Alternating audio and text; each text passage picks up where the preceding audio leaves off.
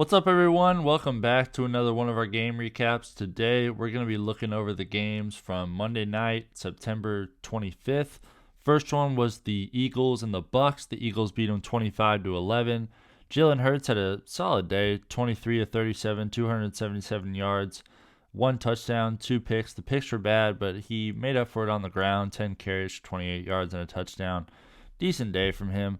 DeAndre Swift is the big thing to focus on because he had 16 carries for 130 yards here, 8.1 yard average. Clearly, he did better than Kenneth Gainwell, who had 14 carries for 43 yards. Swift just has an extra level of explosion to his game. It wouldn't surprise me at all to see Swift get more carries in the next game, and because it seemed like at the beginning of the year they wanted to just feed one guy over and over again. So I wonder if they're going to go back to that in future weeks now that they have one guy clearly separating from the other. But that's not a total given. But if I had to bet one way or the other, I would bet that Swift is going to out carry Gainwell more significantly than he did in this game in week 4. And for the receivers, A.J. Brown had the rebound day that a lot of people expected. 9 catches for 131 yards. No touchdowns, but 14 targets is amazing. Him and DeVonta Smith are kind of 1A, 1B, your turn, my turn. There isn't a clear number one receiver there because it was DeVonta last game. Now it's A.J. Brown. The first game, it was kind of both of them, but DeVonta had the touchdown. So that'll be something to watch to see if they can get more consistent games where they both thrive. And there isn't like there was this week or last week where just one guy took over. Olamide Zaccheaus had 2 catches for 58 yards and a touchdown, the former Falcon. Dallas Goedert had 5 catches for 41 yards. Solid tight end output there. DeVonta Smith had the 4 catches for 28 yards on 5 targets. DeAndre Swift, interesting that he isn't getting more receiving work. 1 catch for 8 yards for him on 2 targets. Jack Stoll, the tight end, had 1 catch for 6, and Kenneth Gainwell added the 1 catch for 5. So keep playing A.J. Brown, keep playing DeVonta Smith. The ups and downs will kind of get annoying with them, but that's just kind of how it is. And if you got DeAndre Swift, he seems like a really solid play right now. For the Bucs, Baker Mayfield didn't have the day that a lot of us were expecting. The Eagles have been able to get thrown on in recent weeks, but Baker Mayfield wasn't able to take advantage of that in this game. 15-25, 146 yards, a touchdown, and a pick. If you added him, go ahead and drop him. Totally safe doing that. Rachaad White, he's just not very good. He's going to get volume, but he's that classic, not a very good player, going to get a lot of volume. The volume will get him a high floor, but unless there's a good matchup like he had last week, don't expect too much from him.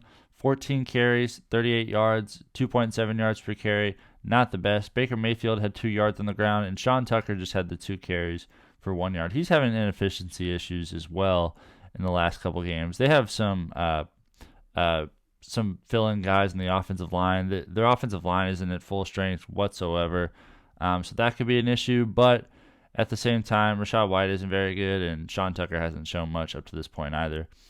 Mike Evans had 5 catches for 60 yards and a touchdown. Solid day from him, 10 targets.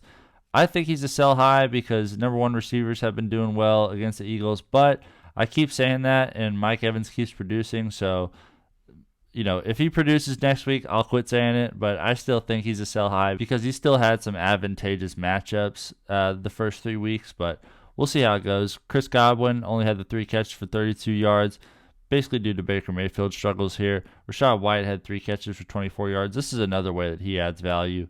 Cade Otton had just the 1 catch for 16. Trey Palmer, the rookie for Nebraska, had a catch for 8, and Devin Tompkins had 2 catches for 6.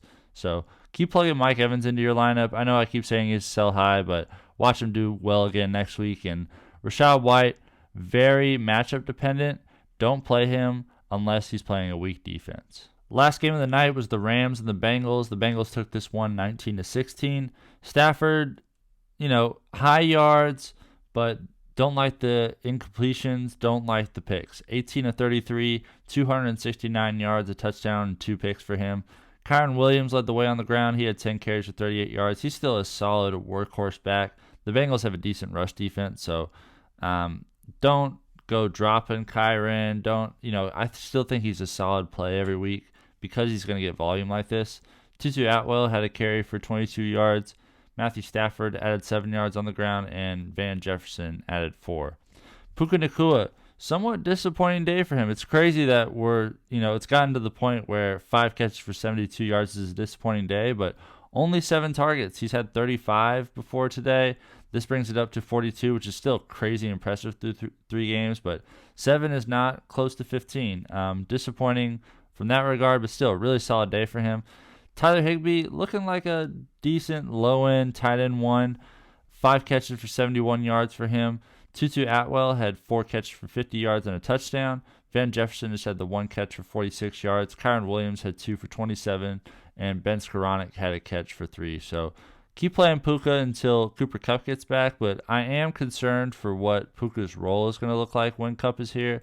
Tutu Atwell probably won't have a role when Kupp gets back, but something tells me that Puka and Tutu will kind of trade off, but because Tutu led the way in targets here and he's got some speed to his game, Puka's a really good possession receiver, good with the ball. So don't think of Puka as a lock it in top 10 rest of the season. His role is going to diminish a little bit when Kupp gets back, and keep playing Kyren Williams. I know this was a little bit of a disappointment, but he's one of the only legit workhorse backs in the league. For the Bengals, Joe Burrow was 26 of 49, 259 yards, no touchdowns, and a pick. Not the best day from him. He's still a buy low because obviously Joe Burrow. Joe Mixon had 19 carries for 65 yards and a touchdown. Really solid day from him. Trevion Williams just had the 1 carry for 4, and Joe Burrow has the 3 carries for -2. Keep playing Joe Burrow. Things will get better. The Rams have been surprisingly good against receivers so far this year, but that'll be something to watch. And I say that, and Ja'Marr Chase absolutely went off. Finally, 12 catches for 141 yards on 15 targets. This is the Ja'Marr Chase we all know and love. Keep plugging him in. Tyler Boyd had 5 catches for 39 yards on 9 targets. He's getting more of a role this year. That's been really interesting to watch so far, at least through 3 games. Tanner Hudson had 2 catches for 30 yards. T. Higgins just a 2 catches for 21 on 8 targets. Disappointing stuff there. Mitchell Wilcox had 2 catches for 10. Drew Sample had a catch for 7 with Irv Smith out. Charlie Jones, the rookie from Purdue, had a catch for 6, and Joe Mixon had a catch for 5. Keep playing Ja'Marr Chase. He is proving why we took him so high in fantasy drafts. I don't think he's in that Tyreek and Justin Jefferson tier, but he's in that group just below them. And Joe Mixon, a clear, obvious must-play every single week, and just stay patient with Joe Burrow. And that'll do it for me, guys. Thank you so much for watching. Please like, comment, subscribe, follow @WeAreDrafting on Instagram. We got weekly rankings on there, weekly ad drop lists. The ad drops for week 4 just dropped, so check those out. Thank you again for watching, and I will see you later.